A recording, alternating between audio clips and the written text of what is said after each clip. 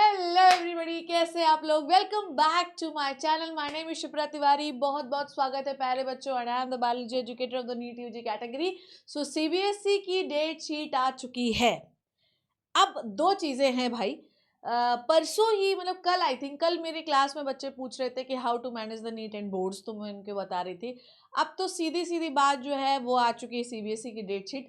And सबसे अच्छी बात यह है कि हिंदी और बायोलॉजी के पेपर के बीच में 10 दिन का गैप है। And I am loving this. मतलब किसी ने बायोलॉजी पढ़ी भी नहीं होगी ना यार, तो 10 दिन में पूरी बायोलॉजी रटवा देंगे। चैप्टर ही कितने हैं यार, चैप्टर हर दिन एक चैप्टर को रिवाइज करेंगे तो भी हो जाएगा। तो स्ट्रेस तो बिल्कुल भी लेना ही नहीं है बच्चों। अब कहानी में ट्विस्ट ये है कि अब डेट शीट आ गई है, अब हम क्या करें। ठीक है, अब हमको प्रॉपर जो है जाग जाना चाहिए। जो मेरा नेफ्यू है वो भी क्लास 10th में है इस साल। सो वो भी मैथ्स से उसको बहुत डर लगता है, लाइक मी। तो वो भी कल बहुत वो था, मासी मेरा मासी, वो मुझे माँ बोलता है, अपनी माँ का मॉम बोलता है।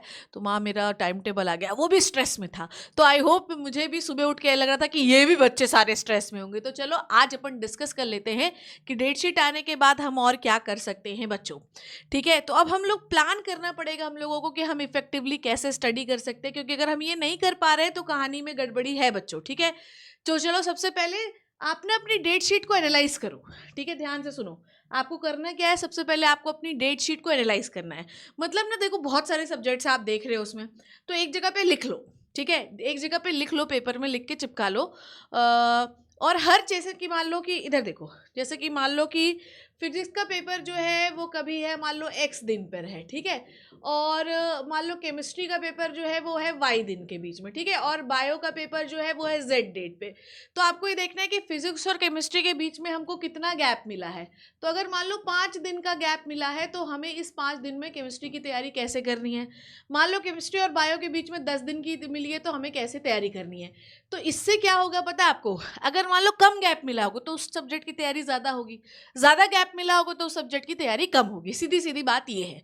तो आपको अपनी डेट शीट को एनालाइज करना है। एनालाइज करने के बाद आपको ये देखना है कि कितना गैप मिल रहा है। अगर कम गैप है तो सब्जेक्ट को रगड़ के पढ़ना है, और जैसे बायो में 10 दिन का मिला है तो थोड़ा कम भी पढ़ोगे तो भी चल जाएगा, पर हमें तैयारी मैं पहले ही पूरी करवा के रखवा दूंगी। ठीक है, नेक्स्ट जो पॉइंट है बच्चों वो ये है, आप एनालाइज करने के बाद एक स्टडी प्लान बनाओ।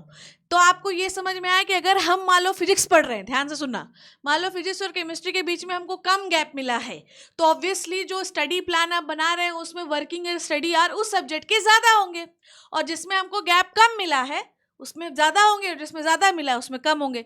अब दूसरी बात, जैसे थ्योरी सब्जेक्ट है, थ्योरी सब्जेक्ट में आपको गैप ज़्यादा मिला है, बायोलॉजी में आपको गैप ज़्यादा मिला है, तो आपको क्या करना है, उस सब्जेक्ट को ऐसे टाइम पे पढ़ के रखना है जहाँ पर आपका दिमाग थोड़ा कम भी चलेगा तो चल जाएगा।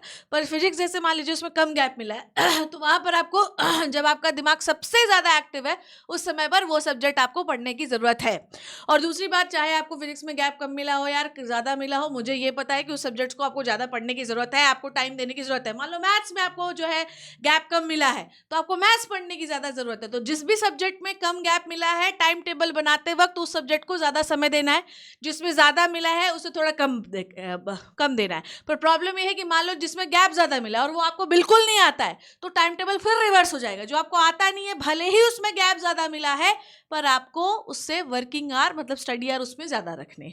तो दो चीज़ें हैं, आपको आई होप समझ में आया होगा। जिसमें गैप कम है उसके पढ़ाई के आवर ज़्यादा होंगे, जिसमें गैप ज़्यादा उसके पढ़ाई के आवर कम होंगे।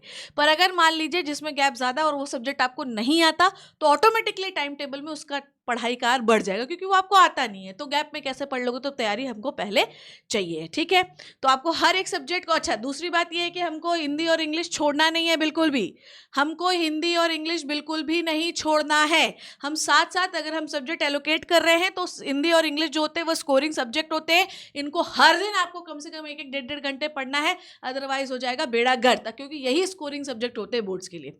फोकस ऑन द बायोलॉजी, मैं आपको बता रही हूँ कि ये जो सब्जेक्ट है ये थ्योरेटिकल सब्जेक्ट है बायोलॉजी प्लस बायोलॉजी वालों के लिए फिजिक्स, ठीक है। प्लीज़ आप इन दोनों सब्जेक्ट्स में, अगर आप बायोलॉजी स्टूडेंट्स हैं तो उन पर फोकस करिए, और अगर आप मैथ्स स्टूडेंट हैं तो मैथ्स पर फोकस करिए, क्योंकि ये मेन सब्जेक्ट होते हैं। पीसीबी में सबसे अधिक स्कोर आपको यही करवाएगा, तो इस पर फोकस करिए।